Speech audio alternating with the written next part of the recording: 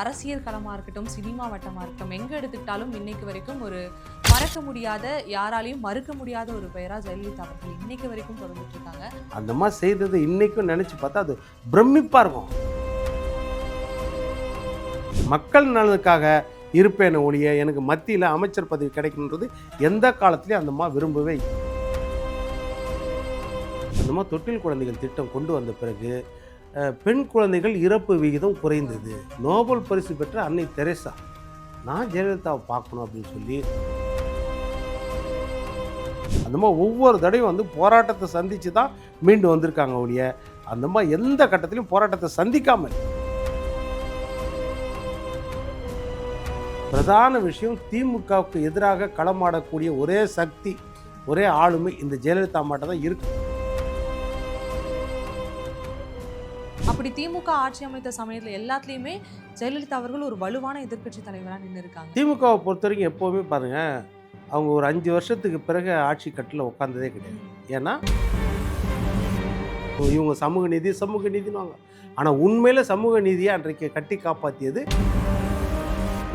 எடப்பாடி தான் என் தெய்வம்ன்றான். அந்த குடும்பம்லாம் ஒரு நயா பைசா இல்லாமல் நான் டாக்டர் ஆகிட்டேன்றான். நீங்கள் 1 கோடி கொடுத்து சீட்டை வாங்கிட்டீங்கன்னா நீங்கள் மருத்துவமனை வச்சு கொள்ளையடிப்பீங்களா இல்லையா? கிட்னியை திருடுவீங்களா?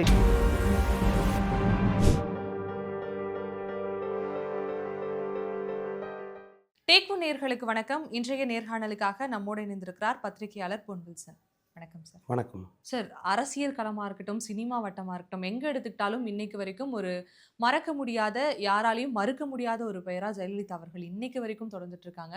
அவங்களுடைய அரசியல் பயணத்துல இருந்தே தொடங்கலாம்னு நினைக்கிறேன். உங்களுடைய பார்வைன்னு ஒன்று இருக்கும்ல அவர்கள் மீது, அங்க இருந்து சொல்லுங்க. ஜெயலலிதாவை பொறுத்த வரைக்கும் நம்ம கடந்த காலங்களில் நினச்சி பார்த்தா ஒரு பிரமிப்பாக இருக்கும். அதாவது வாழ்கிற காலத்தில் அந்த அம்மாவுக்கு வந்து ஒரு சாரார்கிட்ட கிடைக்காத அங்கீகாரம், அது வந்து அவங்க மறைஞ்ச பிறகு அதை அவங்க நினச்சி பார்க்குறாங்க அப்படின்போது அது ஒரு பிரமிப்பான விஷயம்.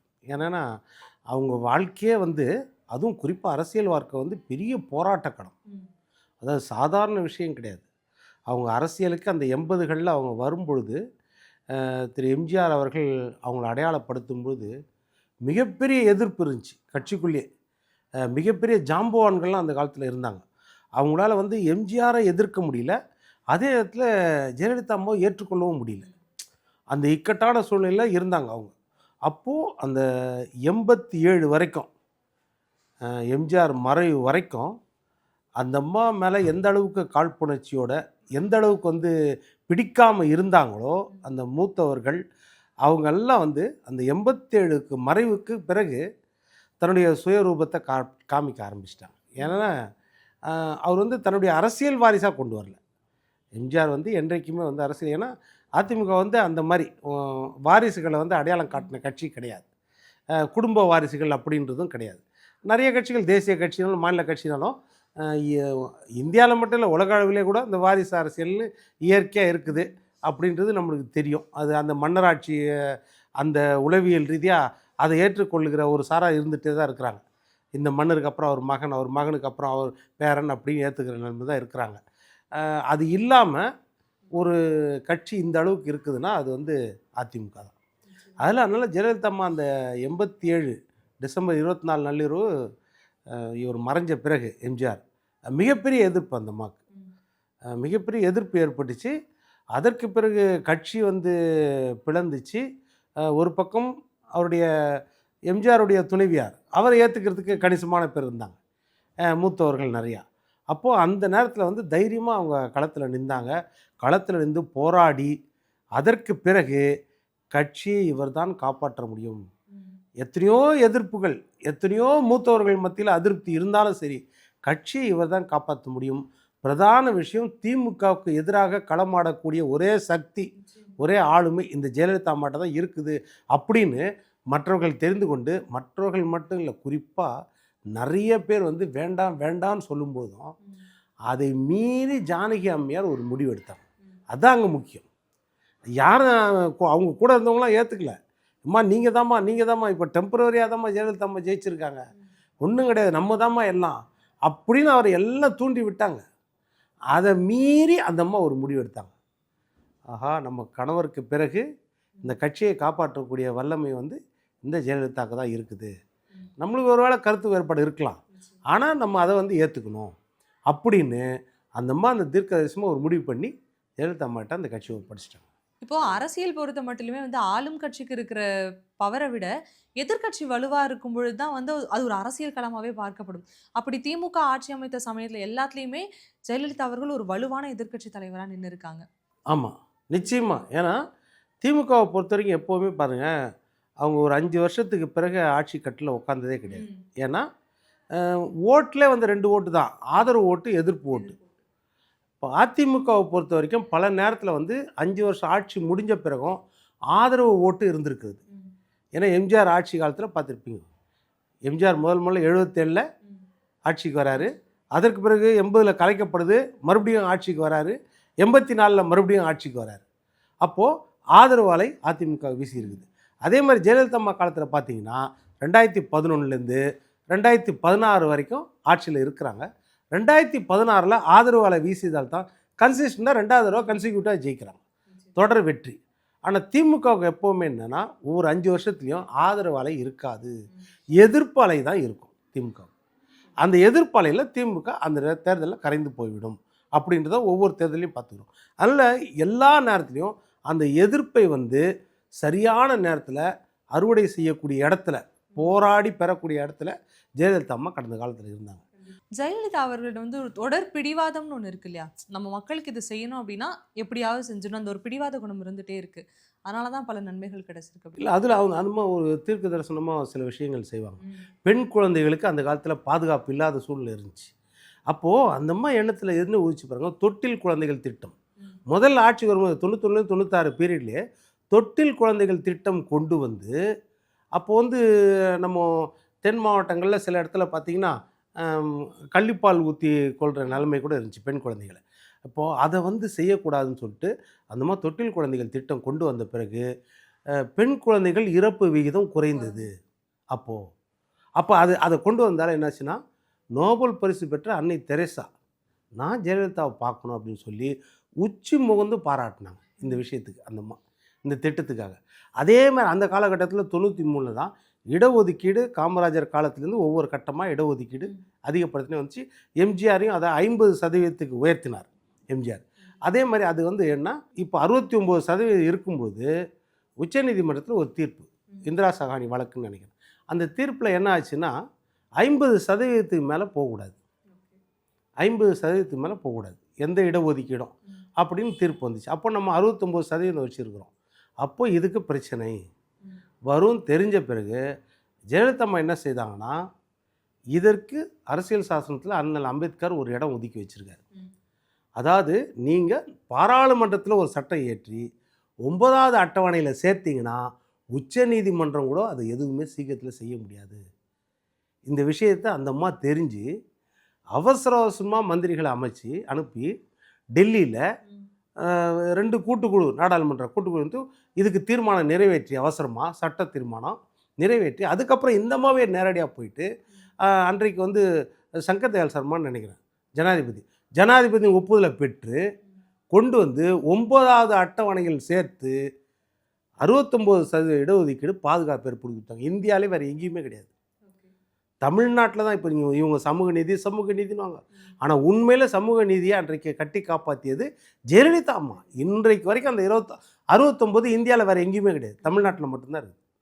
அந்த 69% இடஒதுக்கீடுக்கு இன்றைக்கும் பாதுகாப்பு ஏற்படுத்தி கொடுத்தது அந்த ஜெயலலிதா அம்மா தான். இதை அந்த அம்மா செய்தாங்க அந்த காலத்தில். அதுதான் ரொம்ப முக்கியமான. அதுக்காக என்னென்னா, திராவிடர் கழக தலைவர் இன்றைக்கி ஐயா வீரமணி இருக்கல ஆசிரியர், அவர் கூப்பிட்டு பாராட்டு விழா நடத்தி சமூக நீதி காத்த வீராங்கனை அப்படின்ற பட்டம் இவங்களுக்கு தான் கொடுத்தாங்க. கலைஞர் கருணாநிதி கூட கொடுத்தது கிடையாது. இவங்களுக்கு தான் திராவிட கழக தலைவர் வீரமணி கொடுத்த பட்டம் இன்றைக்கு வரைக்கும். அது இன்றைக்கும் வரலாறுல பதிக்கப்பட்டு இருக்கிறது அப்படின்னு. அவங்க வந்து ஒரு திட்டம் வந்து கொண்டு வராங்க, அமல்படுத்துறாங்க அப்படின்னா ஓகே, அது இந்த பிரச்சனைக்கு முடிவு இல்லாமல் லாங் லாஸ்டிங்காக இருக்கணும். ஒரு எதிர்காலத்துக்குமே இந்த பிரச்சனை வந்தாலும் அதை சரி பண்ணக்கூடிய வகையில் தான் ஒரு திட்டத்தை கொண்டு வராங்க. இந்த அம்மா உணவகமாக இருக்கட்டும், இந்த மாதிரியான பெண் கல்வி திட்டமாக இருக்கட்டும், அதுக்கு மட்டும் இல்லாமல் நிறைய இடத்துல வந்து பெண் பிள்ளைகளை படிப்பாக நிப்பாட்டுறாங்கன்னு சொல்லி ஸ்கூல் நிப்பாட்டக்கூடாதுன்னு சொல்லி சைக்கிள் கொடுத்தது, லேப்டாப் கொடுத்தது, பெண்களுக்குன்னு சலுகைகள் கொடுத்தது, இப்படி பல விஷயங்கள் இருக்குது. அதில் என்னென்னா, இப்போது 2 விஷயம். பெண்களுக்கு வந்து ஒரு பக்கம் பெண் கல்வியை முன்னேற்றணும். இரண்டாவது விஷயம் என்னன்னா குழந்தை திருமணத்தை தடுக்கணும். அப்போ 2 விஷயம் என்னென்னா, இப்போ சைக்கிள் கொடுக்குறாங்க. சைக்கிள் கொடுத்த உடனே பெண்கள் பள்ளிக்கு போக ஆரம்பிக்கிறாங்க சைக்கிளை எடுத்துகிட்டு. ஏன்னா தூரமாக இருக்கிற பள்ளிகளுக்கெல்லாம் போக முடியல பெண் குழந்தைகள் போது அந்த சைக்கிளை கொடுத்து ஒரு பக்கம் பெண் குழந்தைகளை பள்ளிக்கு போக வைக்கிறாங்க. பள்ளிக்கு போன பெண் குழந்தைகள் அடுத்து கல்லூரிக்கு போகணும். கல்லூரிக்கு போனால் என்ன செய்யணும்? அப்போ தான் அந்த அம்மா என்ன செய்கிறாங்கன்னா, +2 படிக்கும் போதே கையில் ஒரு லேப்டாப்பை கொடுக்குறாங்க. இப்போ அந்த காலத்தில் எப்படின்னா, அப்போ வந்து லேப்டாப்பே பெரிய விஷயம். வீட்டில் டெஸ்க்டாப் தான் இருக்கும். அதே வந்து பணக்கார வீட்டில் தான் இருக்கும், மற்றவங்க வீட்டில் இருக்காது. எல்லா பிள்ளைகளுக்கும் கையில் லேப்டாப், அந்த பெண் குழந்தைகளுக்கும் ஆண் குழந்தைகளுக்கும் +2 படிக்கும்போது லேப்டாப் கையில் வந்துச்சுன்னா அந்த பசங்களுக்கு என்ன தோணும்? விஞ்ஞானமே என் கையில் வந்துருச்சு, அதனால் நீ கடன் வாங்கினா கொடு, நான் படிக்கணும், காலேஜ் போகணும், அந்த எண்ணம் வந்துருமா இல்லையா? அப்போ எல்லா பிள்ளைகளுக்கும் கல்லூரிக்கு போகணுன்ற எண்ணம் வந்துடுது. அதை உருவாக்கியது ஜெயலலிதா அம்மா. அப்போ என்னென்னா, நீங்கள் கல்லூரிக்கு போனீங்கன்னா குழந்தை திருமணம் தடுக்கப்படும். அது ஒரு பக்கம். இன்னொரு பக்கம் அதே மாதிரி தான் திருமண உதவி திட்டமும் கொடுத்தாங்க. தாலிக்கு தங்கம் திட்டம். தாலிக்கு தங்கம் என்னென்னா, நீங்கள் +2 வரைக்கும் படிச்சிருந்தா உங்களுக்கு வந்து 25,000 8 கிராம் தங்கம் தாலிக்கு, 1 சவரன் தங்கம். இன்றைக்கின்னா 1 சவரன் தங்கம் 1 லட்ச ரூபா வருது. அப்போ பார்த்துக்கோங்க. அப்போது அன்னைக்கே அதை வந்து ஜெயலலிதா அம்மா நிறைவேற்றி கொடுத்தாங்க. காலேஜ் படிச்சிங்கன்னா 50,000 ரூபாயும் 1 சவரன் தங்கமும் காலேஜ் படித்தா.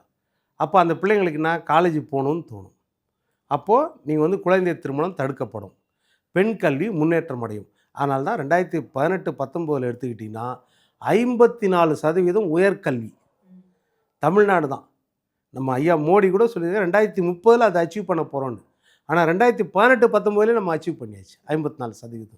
அப்போ ஜெயலலிதா அம்மா அந்த தீர்க்க தரிசனமாக அவங்க செய்கிற செயல்கள் பார்த்திங்கன்னா, அதே மாதிரி பெண்கள் வந்து வீட்டில் கஷ்டப்படக்கூடாதுன்னு மிக்ஸி, கிரைண்டர், ஃபேன் ஒரு கட்டத்தில் கொடுத்தாங்களா இல்லையா? அதே மாதிரி பெண்கள் வந்து வேலைக்கு போயிருக்கணும். வேலைக்கு போகணுன்னா பெண்களுக்கு அந்த நேரத்தில் அடுத்த கட்டம், இப்போ ஸ்கூலுக்கு போனால் சைக்கிள் தேவை, வேலைக்கு போனால் ஒரு ஸ்கூட்டி தேவை. அப்போது மானிய விலையில் 20,000 ரூபாய் அவங்களுக்கு லெஸ், அவங்களுக்கு மானிய விலையில் ஸ்கூட்டி கொடுத்தாங்களா? அதுமாதிரி பெண்கள் வந்து எல்லா துறையிலையும் முன்னேற்றணும். அப்போது அதாவது தமிழ்நாட்டில் பெண்கள் பாதுகாப்பாக இருக்கணும், ஆண்கள் கூட பாதுகாப்பாக இருக்கணும். யார் கையில் இருக்குது? காவல்துறை கையில் தான் இருக்குது. காவல்துறை தான் முக்கியம் இல்லையா? ஆட்சியாளர் 5 வருஷம்தான், காவல்துறை வந்து ரிட்டையர்ட் ஆகிற வரைக்கும் அதிகாரியாக இருப்பாங்க. அந்த காவல்துறை தான் முக்கியம். அப்போ அந்த காவல்துறையில் பெண்கள் தங்கள் கஷ்டத்தை சொல்லணுன்னா ஆண் காவலர்கள் இருந்தால் பத்தாது அப்படின்னு பெண் காவலர்களை கடந்த திமுக ஆட்சியில் போட்டாங்க. ஜெயலலிதா அம்மா என்ன செய்தாங்க தெரியுமா? ஆண் காவலர் ப்ளஸ் பெண் காவலர் கலந்து இருக்கிறாங்க. அதை விட உரிமை எங்கன்னா, தனியாக பெண் காவலர்கள் இருந்தாங்கன்னா அங்கே பெண்கள் தங்கள் கஷ்டத்தை சொல்கிறது ரொம்ப நல்லா இருக்குன்னு பெண் காவல் நிலையங்களை உருவாக்கி கொடுத்தது அனைத்து மகளிர் காவல் நிலையம். அதை உருவாக்கி கொடுத்தது ஜெயலலிதா அம்மா. அப்போ பெண்கள் அங்கே ஆண்களே இல்லாமல் இருக்கிறாங்க, ஆண்கள் காவலர் கூட அங்கே இருக்க மாட்டாங்க. அப்போ பெண்கள் சுதந்திரமாக நாங்கள் தங்கள் கஷ்டத்தை சொல்லலாம். அப்போ அதிகாரத்தை பெண்கள் கையில் கொடுக்குறது, பெண் கமாண்டோ படை ஏற்படுத்தி கொடுத்தது, மகளிர் சுய உதவி குழுக்கள், இதையெல்லாம் ஜெயலலிதா அம்மா ஒவ்வொரு நேரத்துலையும் ஒவ்வொரு கட்டமாக கண்ணும் கருத்துமாக பார்த்து செய்தாங்க. அதே மாதிரி ஏழை மக்கள் ஒரு வேளை உணவு சாப்பிடணும். நம்மளுக்கு வந்து இப்போ புலம்பெயர்ந்த தொழிலாளர்கள் நிறையா இருப்பாங்க வேலை செய்யுது, அவங்களுக்கு சாப்பாட்டுக்கு சில நேரம் கஷ்டமாக இருக்கும். அதுதான் அம்மா உணவகம். இப்போ அந்த அம்மா உணவகம் எப்படி ஆயிடுச்சு? மணிமேகலை கையில் இருந்த அட்சய பாத்திரம் மாதிரி ஒரு நாளைக்கு வந்து நீங்கள் கையில் ஒரு 10 ரூபா 12 ரூபா இருந்தால் போதும், 3 வேளை சாப்பிட்றலாம். ஒரு இட்லி 1 ரூபா, மத்தியானம் சாப்பாடு பார்த்திங்கன்னா 5 ரூபா சாப்பாடு, தயிர் சாதம் 3 ரூபா, சாம்பார் சாதம் 5 ரூபா, தயிர் சாதம் 3 ரூபா, நைட்டு சப்பாத்தி 3 ரூபா, ஒரு 10-15 ரூபா இருந்தால் 3 வேளையும் சாப்பிட்றலாம் நிம்மதியாக. அதை ஏற்படுத்தி கொடுத்தாங்க. அது எப்போ யூஸ் ஆச்சு தெரியுமா? அதுதான் அந்த அம்மா இந்த மண்ணை விட்டு மறைஞ்சிட்டாங்க. அதாவது விதை போட்டவும் மறைஞ்சிடலாம், ஆனால் விதை மறையாது. கொரோனா காலத்தில் பார்த்தீங்கன்னா எவ்வளவு கஷ்டம் இருந்துச்சு. அந்த அம்மா உணவகத்தில் 3 வேளையும் இலவச உணவு, அட்சய பாத்திரமாக அங்கே செயல்பட்டுச்சா இல்லையா? அந்த கஷ்டப்படுற மக்கள், புலம்பெயர்ந்த தொழிலாளர்கள், அனாதையாக இருக்கிறவங்க, வயசானவங்க இருந்துன்னா அவங்களுக்கெல்லாம் வந்து தகரம் அடித்தாச்சு. வீட்டில் ஒருத்தர் கொடனா அந்த தெருவுனா கூட தகரம் அடித்தாச்சு. எதுவுமே வருமானம் கிடையாது. அப்போ என்ன செய்ய முடியும்? அந்த அம்மா உணவகத்தில் போய் சாப்பாடு வாங்கி சாப்பிடுவாங்க.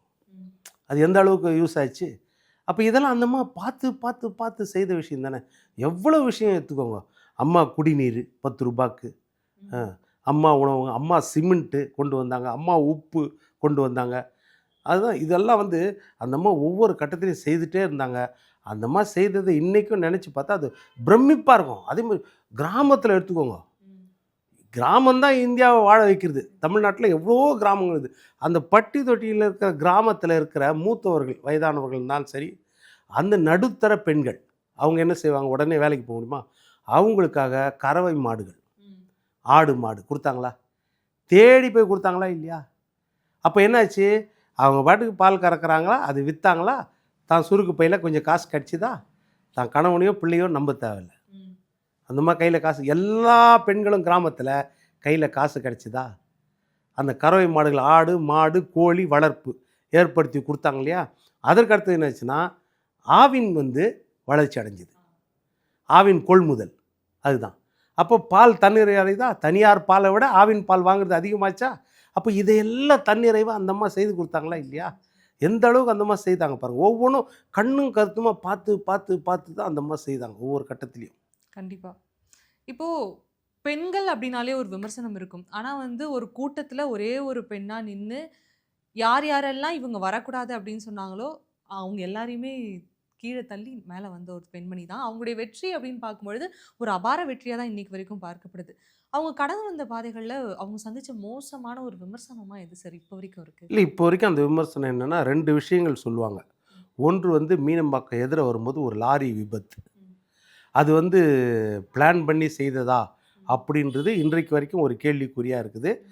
அது உடனே 65 நாட்கள்லேயும் என்னமோ அது தீர்ப்பு அந்த அது ஒரு ஆக்சிடென்ட் சொல்லி அந்த டிரைவருக்கு 250 ரூபா என்னமோ ஃபைன் போட்டாங்க. அவ்வளவு சீக்கிரமாக ஒரு விபத்து தீர்ப்பு நம்ம கேள்விப்பட்டதும் கிடையாது. அவ்வளோ சீக்கிரமாக அபராதம் அந்த மாதிரி சிம்பிளாக அபராதம் விதித்ததை நம்ம பெருசாக கேள்விப்பட்டதே கிடையாது. இன்னைக்கு வரைக்கும் அது அந்த அம்மாவுக்கு மிகப்பெரிய அடி. அது அது ஒரு ஒரு பெரிய ஆபத்து தான். அதில் அவங்க மீண்டு வந்தாங்க. சரி, அதில் முடைக்கிடலான்ற எண்ணம் இருக்கலாம். அது அதில் மீண்டு வந்தாங்க. 2வது பெரிய விஷயம் பார்த்திங்கன்னா, சட்டமன்றத்தில் அந்த அம்மா உட்காரும்பொழுது, எதிர்க்கட்சி வரிசையில் உட்காரும்போது திமுக சார்பாக நடத்திய கொடுமைகள் இன்னைக்கு வரைக்கும் நினச்சி பார்க்கணும். ஏனென்றால் அந்த அம்மா ராஜினாமா கடிதம் கொடுத்துட்டாங்கன்னு சொல்லி அதை எங்கேயோ ஒரு இடத்துல எடுத்து அந்த மாதிரி ஒரு கடிதத்தை கொண்டு போய் சபாநாயகர்கிட்ட கொடுத்து அவசர அவசரமாக அன்றைக்கு இருந்த திமுக இந்த வேலையை செய்தது அப்படின்றத பெரிய குற்றச்சாட்டு அன்றைக்கி. அதை வச்சு தான் அந்த அம்மா சொல்கிறாங்க, இது கிரிமினல் நடவடிக்கை செய்தவர்களே எப்படி நீங்கள் இதை வாசிக்க முடியும் பட்ஜெட்டை அப்படின்னு அந்த அம்மா போர்க்குரல் உயர்த்துறாங்க. இது ஏன்னா இந்த வழக்கு இருக்குது, அந்த வழக்கு இந்த மாதிரி எடுத்த வழக்கு இருந்துச்சு. அதை ஆதாரம் காட்டி அந்த அம்மா பேசும்போது அந்த அம்மாவை அடித்து அவங்க சேலையை உருவி எவ்வளவு அந்த தலைமுடியை அடித்து எவ்வளவு கேவலப்படுத்தினாங்க. அப்போவும் என்னென்னா அந்த அம்மா இதுலேருந்து மீண்டு வந்தாங்க. மறுபடியும் அங்கே சபதம் போட்டு வந்தாங்க, நான் முதலமைச்சராக தான் மறுபடியும் வருவேன் இந்த பைக்குன்னு. அதே மாதிரி 91 முதலமைச்சராக வந்தாங்க. இந்த மாதிரி அந்த அம்மாவுக்கு காலம் ஃபுல்லாக ஒவ்வொரு நேரையும் கூட அதே மாதிரி 91லேருந்து 96 காலகட்டம் 96ல் அந்த அம்மா பதவி விட்டு இறங்கும்போது நிறைய பேர் கட்சியை விட்டு போயிட்டாங்க. ஏன்னா யாரெல்லாம் கூட இருந்தாங்களோ அவங்களாம் இனிமேல் இந்த அம்மா வெற்றி பெற மாட்டாங்க, இனிமேல் அதிமுக அவ்வளோதான் அப்படின்னு நிறைய பேர் போயிட்டாங்க. போட்டி கட்சியெல்லாம் அப்போ அந்த நேரத்தில் ஆரம்பித்தாங்க. அதையெல்லாம் மீறி அந்த அம்மா திருப்பி 2001 ஜெயித்தாங்க. 2001 கட்சியை நிற்க வச்சாங்க. அது ரொம்ப முக்கியமான விஷயம். அந்த அம்மா ஒவ்வொரு தடையும் போராட்டத்தை சந்தித்து தான் மீண்டு வந்திருக்காங்க ஒழிய அந்த அம்மா எந்த கட்டத்திலையும் போராட்டத்தை சந்திக்காமல் கடைசி கட்டம் வரைக்கும் அவங்களுக்கு கொடுத்த தொல்லைகள் அந்த அளவுக்கு தொல்லைகள் திமுக சார்பில், அதை மீறி அந்த அம்மா நின்றாங்க. அதே மாதிரி தான் வாஜ்பாய் அரசாங்கத்துக்கு ஆதரவு தெரிவித்து அன்றைக்கு கூட்டணி 98 வச்சாங்க. 13 மாதம்தான். 13 மாதத்தில் இந்த காவிரி, அதான் இடைக்கால தீர்ப்பு, அந்த நேரத்தில் அதை உடனடியாக அமுல்படுத்த சொல்லலை. காவிரி பிரச்சனைக்கு கோவை குண்டு பிடிப்பு விஷயத்தில் அத்வானி பேசினார். இந்த ஆட்சிக்கு, திமுக ஆட்சிக்கு, நாங்கள் இப்போ ஆட்சிக்கு வந்தோடனே இந்த ஆட்சி மேலே நடவடிக்கை எடுப்போம்னு சொன்னாங்க. அதை எடுக்கலை அன்றைக்கு அத்வானி. இந்த 2 விஷயமும், ஒன்று காவிரி பிரச்சனை, இன்னொன்று கோவை குண்டுவெடிப்பு பிரச்சனை, இந்த 2 பிரச்சனைக்காக முடிவு எடுக்கலன்னு சொல்லிட்டு அன்றைக்கு வாஜ்பாய் அரசாங்கத்துக்கிட்ட வாபஸ் வாங்கினாங்க. மக்கள் நலனுக்காக இருப்பேன ஒழிய எனக்கு மத்தியில் அமைச்சர் பதவி கிடைக்கணுன்றது எந்த காலத்திலையும் அந்த அம்மா விரும்பவே இல்லை. அதுதான் ஜெயலலிதா அவர்களுடைய பொலிட்டிக்கல் ஸ்டாண்டர்டாகவும் எடுத்துக்கிட்டோம், மூவாக எடுத்துக்கிட்டோம்னா ரொம்ப உறுதியாக இருக்கட்டும், என்னனாலும் பார்த்துக்கலாங்கிற ஒரு அசட்டு தைரியம் இருந்தாலும் ரொம்ப ஸ்ட்ராங்காக இருக்கும். இப்போ இருக்கிற தலைமுறை எடுத்துக்கிட்டோம் அப்படின்னா என்ன பண்ண போகிறாங்கன்ற ஒன்று இருக்கும். எல்லாரும் ஒரு கெஸ் பண்ணியிருப்பாங்க, ஓகே இந்த இடத்துல இந்த முடிவு தான் எடுக்கிறாங்க அப்படின்றப்போ அவங்க யூனிக்காக ஒன்று எடுப்பாங்க. அது எங்கேயும் மிஸ்ஸும் ஆகாது. அது கரெக்டாக என்ன கோல் போகணுமோ அங்கே போய் சேர்ந்துரும். இந்த மாதிரியான விஷயங்களை அவங்க கடந்து வந்திருக்கும் பொழுது தனிப்பட்ட வாழ்க்கைன்னு அவங்களுக்கு ஒண்ணு இருக்கும்ல. அதுல என்ன உங்களுக்கு அத பார்க்கும்பொழுது என்ன ஒரு ஒப்பீனியன் இருக்கு அத பார்க்கும்போது? இல்ல அந்த அம்மா வந்து அவங்க சில பேட்டிகள்லே ஆங்கில பேட்டிகள்லே சொல்லியிருக்காங்க. என்னன்னு, நானு எனக்கு விருப்பப்படாம தான் நானு அரசியலுக்குள்ள வந்தேன். அப்படின்றது அவங்க தெளிவா சொல்லியிருக்காங்க. எனக்கு இது விருப்பமே கிடையாது. என்னுடைய தோட்டத்தில என்னுடைய காலத்த கழிக்கணும்னு தான் என்னுடைய ஆசை. அமைதியான வாழ்க்கையா கழிக்கணும்னு தான். ஆனா அது வந்து காலம் கொண்டு வந்து இந்த இடத்துல உட்கார வச்சு. ஏன்னா தமிழ்நாட்டிற்கு அதேமாரி ஒரு பெண் தலைவர் தேவை என்பதை காலம் நிர்ணயிச்சு கொண்டு வந்து உட்கார வச்சுது. அந்த அம்மா ஒண்ணும் விருப்பப்பட்டு வரல. ஒரு காலம் தான் கொண்டு வந்து உட்கார வச்சுது அந்த அம்மாவ. அது நம்மளுக்கு எல்லாம் தெரியும். அதனால தான் அவங்க என்ன செய்வாங்கன்னா, யாரையுமே தனிப்பட்ட முறையில பெரிய அங்கீகாரம்னு குடுக்க மாட்டாங்க. யார் வேணாலும் அமைச்சர் ஆக முடியும். யார் வேணாலும் எம்எல்ஏ ஆக முடியும். ஒரு போஸ்டர் ஒட்டுறவரு எனக்கு தெரிஞ்சு, அவர் போஸ்டர் ஒட்டிட்டு இருக்காரு. வட வழியில பார்க்குறாங்க போஸ்டர் ஒட்டிட்டு இருக்காருன்னு. அடுத்த நாள் பார்க்குறாங்க இன்னொரு இடத்துல போஸ்டர் ஒட்டிட்டு இருக்காருன்னு. அவரை கூப்பிடுன்னு சொல்லி அந்த ஏரியாவுக்கு எம்எல்ஏ ஆக்குறாங்க. அந்த ஏரியாவில் செல்வாக்கு மிக்க முன்னாள் அமைச்சர் இருக்கிறாரு. செல்வாக்கு மிக்க மாவட்ட செயலாளர் இருக்கிறாரு. அவங்கள கூப்பிட்டு சொல்கிறாங்க, இவரை வந்து நீங்கள் எம்எல்ஏ ஆக்கணும். நீங்கள் வேலை செய்யணும். அப்போ யோசிச்சு பாருங்க. அப்போ எந்த அளவுக்கு அந்த மாதிரி இருப்பாங்க. யாருமே எனக்கு இதுதான் கிராண்டட், நான் குறுநில மன்னர் இந்த மாவட்டத்துக்கு. திமுகவில் அந்த மாதிரி இருக்கும். எல்லா மாவட்டத்தையும் சொல்லிடலாம். துரைமுருகன் ஒரு மாவட்டம், ஆற்காடு வீராசாமி ஒரு மாவட்டம், பொன்முடி ஒரு மாவட்டம், வீரபாண்டிய ஆறுமுகம் ஒரு மாவட்டம், ஐ பெரியசாமி ஒரு மாவட்டம், தூத்துக்குடி பெரியசாமி ஒரு மாவட்டம், இன்றைக்கி கீதா ஜீவன் இருக்காங்க. அதே மாதிரி எல்லா பக்கமும் இவங்களுக்கு தான் கிராண்டட். ஏதோ 4-5 மாதம் அவ்வளோதான். திமுகவை பொறுத்த 150 தொகுதியில் நிற்குதுன்னா 125 தொகுதி வந்து யாருன்னு கணிச்சிடலாம். ஒரு 20 தான் கணிக்க முடியாது. ஆனால் ஜெயலலிதா அதிமுகவில் ஒரு 25 தான் கணிக்க முடியும். 150 தொகுதியில் நிற்கிறாங்கன்னா ஒரு 25 கணிக்க முடியும். மீதி 125 கணிக்க முடியும். யார் நிற்பாங்கன்னே தெரியாது. ஜெயலலிதாம்மா அதுதான் அந்த அம்மா பாருங்கள். சாதாரண கடைக்கோடி தொண்டன் கூட உச்சபட்ச பதவியில் வரலான்னு. அதுதான் இன்றைக்கி எடப்பாடியும் சொல்கிறார். இப்போ எடப்பாடியும் ஒவ்வொரு மேடையிலையும் பாருங்கள், பக்கத்தில் நிற்கிறவர் சொல்கிறாரு, இந்த சிவி சண்முகம் நாளைக்கு முதலமைச்சர் ஆகலாம், இந்த எஸ்பி வேலுமணி நாளைக்கு முதலமைச்சர் ஆகலாம், இந்த தூத்துக்குடி சண்முகநாதன் நாளைக்கு முதலமைச்சர் ஆகலாம். அடையாளம் காட்டுறாருல்ல. யாராவது இல்லை எதிர நிற்கிறவங்க யாராவது இந்த கட்சியின் தலைவராகலாம், முதலமைச்சர் ஆகலாம். நம்ம கட்சியில் சொல்ல முடியாது. நான் அப்படி தான் இருந்தேன். கடைக்கோடி கிளைக்கழக செயலாளராக இருந்து இன்றைக்கு முதலமைச்சர் நாற்காலியில் உட்காந்து இன்றைக்கி எதிர்க்கட்சி தலைவராக இருக்கிறேன்னா நீங்கள் கொடுத்த அங்கீகாரம் அவ்வளோதான். அப்படின்றத அவர் அந்த வழியை அப்படியே கடைபிடிக்கிறார். எதிர்ப்புகள் நிறைய அதே மாதிரி தான். ஜெயலலிதாவுக்கு எப்படி எதிர்ப்பு இருந்துச்சோ அதே மாதிரி எடப்பாடியாருக்கும் எதிர்ப்பு. ஏன்னா அவருடைய அப்பாவோ அம்மாவோ எம்எல்ஏவாக இருந்தது கிடையாது. அவங்க அம்மாவோ அப்பாவோ அமைச்சராகவோ முன்னாள் முதலமைச்சராகவோ கட்சி தலைவராகவோ எதுவும் இருந்தது கிடையாது. அப்போ அவர் சொல்ல எப்படி நான் அடையாளமே இல்லாமல் என்னுடைய பின்பலம் இல்லாமல் நான் உழைச்சி வந்தோனோ அதே மாதிரி உங்களில் யாராவது உழைச்சி வர முடியும். அவ்வளோதான். அடையாளம் காட்ட விரும்பலை அப்படின்றது தான் அவர். அந்த பாரம்பரியம் அப்படியே வருது பாருங்கள். அதுதான் ஜெயலலிதா அம்மா சட்டமன்றத்தில் சொன்னாங்க. அவங்களுக்கு வந்து அவங்க செத்துருவாங்கன்னு அவங்களுக்கு தெரியாது. அந்த கடைசி கூட்டத்தோட இந்த சட்டமன்றத்தில் என்ன சொல்கிறாங்க, எனக்கு பின்னாலும் இன்னும் 100 வருஷம் ஆனாலும் மக்கள் சேவைக்காக அதிமுக உயிர்ப்போடு இருக்கும் அப்படின்னு சொன்னாங்க. இன்றைக்கி பாருங்கள், காலம் கொண்டு வந்து ஒரு தலைவர் உட்கார வச்சுச்சா.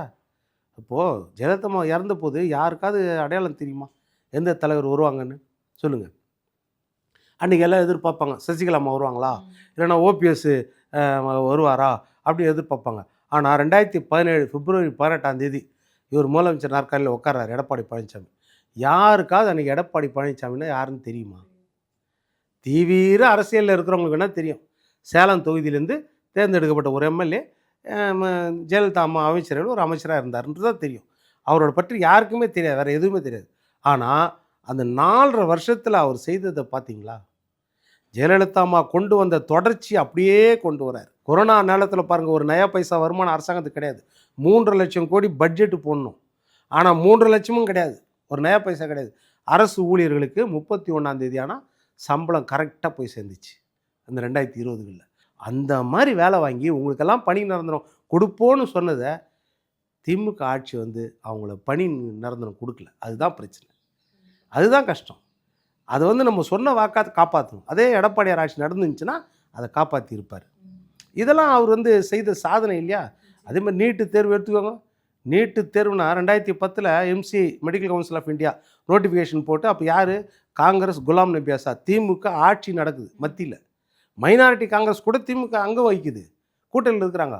அப்போ இணையமைச்சர், சுகாதாரத்துறை அமைச்சர், ஹெல்த் மினிஸ்டர் வந்து இவர் நம்ம காந்தி செல்வன், திமுகவுடைய காந்தி செல்வன். அவர் தான் நாடாளுமன்றத்தில் கொண்டு வர்றார் நீட்டு. தமிழ்நாட்டுக்கு எந்த விளக்கும் கொடுக்கல, பச்சை பொய்யை சொல்கிறாங்க. தமிழ்நாடு விளக்கே கிடையாது. 2013 தமிழ்நாட்டில் நடந்துச்சு நீட்டு தேர்வு நடந்துச்சு. ஜெயலலிதா அம்மா வழக்கு போட்டாங்க. அப்போ ஜெயலலிதா அம்மா இங்கே ஆட்சி, மத்தியில் திமுக கூட்டணி ஆட்சி. 2013 ஜெயலலிதா அம்மா வழக்கு போட்டாங்க. நீட்டுக்கு விளக்குன்னு திமுக பொய் சொல்லுதில்ல, எங்கே விளக்கு வாங்கினாங்க? 2013 ஆட்சி இங்கே நீட்டு நடந்ததாலும் ஜெயலலிதா அம்மா வழக்கு போட்டு, நீட்டு இல்லைன்னா ஜெயலலிதா அம்மா ஏன் கேஸ் போட போகிறாங்க? ஜெயலலிதா அம்மா கேஸ் போட்டு அதை ஸ்டே வாங்கினாங்க. ஏன்னா நீட் ரிசல்ட்டு வெளியிடக்கூடாது. அதே மாதிரி Vellore Christian medical college 2013 case போட்டாங்க. கிறிஸ்டின் மெடிக்கல் காலேஜ் எங்கே இருக்குது? வேலூர் கிறிஸ்டின் மெடிக்கல் காலேஜ் தமிழ்நாட்டுக்குள்ளே தானே இருக்குது. நீட்டுக்கு நீங்கள் தடையாக வாங்கியிருந்தீங்க, இல்லை விலக்காக வாங்கியிருந்தீங்க, நடந்துச்சுல்ல. அப்போ Vellore Christian medical college case போட்டாங்கல்ல, கேஸ் போட்ட அந்த நேரத்தில் நிறுத்தினாங்க. அப்போ அந்த வழக்கில் தான் 115 வழக்கு இந்தியா முழுக்க, அதை உச்சநீதிமன்றம் எடுத்துகிட்டு அதில் தான் ஸ்டே கொடுக்குறாங்க. 2013 அரசியல் சாசனத்துக்கு எதிராக இருந்து ஸ்டே கொடுக்குறாங்க. கொடுத்த பிறகு 2013 திமுக ஆட்சி. குலாம் நபி ஆசாத் அப்போ சொல்கிறார், காங்கிரஸ் நாங்கள் அப்பீலுக்கு போவோம். ஜெயலலிதா அம்மா இங்கே முதலமைச்சர் வேண்டுகோள் விடுக்கிறாங்க, அப்பீலுக்கு போகாதீங்கன்னு. கலைஞர் வாய முடியும் மௌனமாக இருந்தார? அவங்க ஆட்சி தான் நடக்குது. போகக்கூடாதுன்னு சொல்லியிருக்கலாம்ல குலாம் நபி ஆசாத்துக்கிட்ட. எதுக்காக மேல்முறையீடு போனாங்க? இவங்க ஆட்சி தானம்மா அங்கே, காங்கிரஸ் கூட கூட்டணி. தீர்ப்பு வந்துச்சு நீட்டு வேண்டான்னு, அதுக்கு அப்பீல் போய் மறுபடியும் வேணும்னு தீர்ப்பு 2016 வரைக்கும் வாங்கின்னு வந்தது காங்கிரஸ் ஆட்சி தானே. அதுக்கப்புறம் பிஜேபி அதை பிடிச்சிக்கிச்சு, அவ்வளோதான், அப்படியே இருக்கட்டும் அப்படின்ட்டுச்சு. அப்பவும் என்ன செய்தார் எடப்பாடி? உடனே கருப்பு பலூன் விட்டுட்டு இந்த ஐடியாலாம் பண்ணல அவர். இந்த அரசியல் சீப் அரசியல் பண்ணல. அதாவது பிஜேபியோட கொள்கை என்ன, நீட்டு இருக்கணுன்றது. நம்மளால் போராடுறது வேறு விஷயம், அரசியல் ரீதியாக நீதிமன்றத்துக்கு போகிறார், உச்ச நீதிமன்றத்துக்கு. அதே நேரத்தில் ஏழை பிள்ளைங்களுக்கு தானே நீட்டால் பாதிப்பு. அந்த பிள்ளைங்களுக்கு நான் கொடுக்குற வழின்னு சொல்லிட்டு 2018 வரைக்கும் 7, 6, 8 பசங்க தான் வந்து ஒவ்வொரு தரையும் எம்பிபிஎஸ் போவாங்க, கவர்மெண்ட் ஸ்கூலில் படிக்கிறோம். மிஞ்சி போனால் ஒரு 6 பேர் 7 பேர் போவாங்க. அதுக்கு மேலே போய் எடுத்து பாருங்கள் லிஸ்ட்டை. 6 பேர் 7 பேருக்கு மேலே கவர்மெண்ட் ஸ்கூலில் படிக்கிறவங்க எம்பிபிஎஸ் படிக்க முடியாது, டாக்டர் படிக்க முடியாது, அவ்வளோதான் முடியும். இவர் என்ன செய்தார்? 7.5% உள்ஒதுக்கீடை கொடுத்து ஒரே வருஷத்தில் 512 பிள்ளைங்கள் ஒரு நயா பைசா இல்லாமல், ஆட்டோ ஓட்டுறவங்க, ரிக்ஷா ஓட்டுறவங்க, கார்பரேஷன் ஸ்கூலில் படிக்கிறவங்க, அரசு கிராமத்தில் அரசு பள்ளியில் படிக்கிறவங்க, ஒரு நயா பைசா ஹாஸ்டல் செலவு கூட கிடையாது, சாப்பாட்டு செலவும் கிடையாது. எம்பிபிஎஸ் டாக்டர் 5 வருஷம் ஸ்டெத்தஸ்கோப்பை போட்டான். இன்றைக்கி 3000 பேர். எடப்பாடி தான் என் தெய்வன்றான் அந்த குடும்பம்லாம். ஒரு நயா பைசா இல்லாமல் நான் டாக்டர் ஆகிட்டேன்றான். அவன் நேர்மையாக நடப்பானா இல்லையா? நீங்கள் 1 கோடி கொடுத்து சீட்டை வாங்கிட்டீங்கன்னா நீங்கள் மருத்துவமனை வச்சு கொள்ளையடிப்பீங்களா இல்லையா? கிட்னியை திருடுவீங்களா இல்லையா? இன்றைக்கி திருடின மாதிரி. ஆனால் எடப்பாடியார் ஆட்சியால், எடப்பாடியார் கொடுத்த 7.5%, ஒரு நயா பைசா செலவு இல்லாமல் படித்த அந்த 3000 டாக்டர் எப்படி இலவச சிகிச்சை செய்வான், அவன் கருணை அடிப்படையில் சிகிச்சை செய்வான். அதுதான் ஒரு ஆட்சிக்கு, ஒரு ஆளுமைக்கு அழகு. ஜெயிக்கிறோமோ தோக்குறோமோ அது வேறு விஷயம்.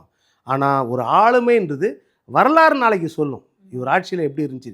இன்றைக்கே பேச ஆரம்பிச்சிட்டாங்கல்ல, எடப்பாடியார் ஆட்சியில் சொத்து வரி உயரல, மின்சார கட்டணம் உயரல, குப்பைக்கு வரி போடல, குடிநீர் கட்டணம் உயரல, பால் பொருட்கள் விலை உயரல, நிம்மதியாக இருந்துச்சியா, இந்த ஆட்சியில் கஷ்டமாக இருக்குது அப்படின்னு இன்றைக்கி பேச ஆரம்பிச்சிட்டாங்கல்ல. அதுதான் ஜெயலலிதா அம்மாவுடைய அந்த ஆசீர்வாதம் இன்றைக்கும் இருக்கும், அந்த கட்சிக்கு, ரெட்டலைக்கு இருக்கும். கண்டிப்பாக. நீங்கள் பேசும்பொழுதுமே சொல்லியிருந்தீங்க, காலம் தான் ஒரு தலைவரை உருவாக்கும் அப்படின்னு சொல்லி. அந்த மாதிரி தான் காலத்தால் உருவாக்கப்பட்ட ஒரு தலைவர் தான் வந்து ஜெயலலிதா அவர்களுமே. அவங்க இல்லைன்னு இத்தனை வருஷம் ஆனாலும் இப்பயும் நம்ம அவங்கள பற்றி உட்காந்து பேசிகிட்டு இருக்கோம். எனக்கு பிறகு வர தலைமுறைகளும் கூட அவங்க பெயர் சொல்லும் அளவுக்கு அவங்க விதைத்த விதை எல்லாமே ரொம்ப ரொம்ப வலுவாக இருக்குது. வாய்ப்பு இருந்தால் மீண்டும் சந்திப்போம். ஜெயலலிதா அவங்கள பற்றின நிறைய நிஜமாவே எல்லாரும் தெரிஞ்சுக்க வேண்டிய தகவல்களை வந்து என்னோட பகிர்ந்துருக்கீங்க. ரொம்ப நன்றி சார். நன்றிம்மா, நன்றி.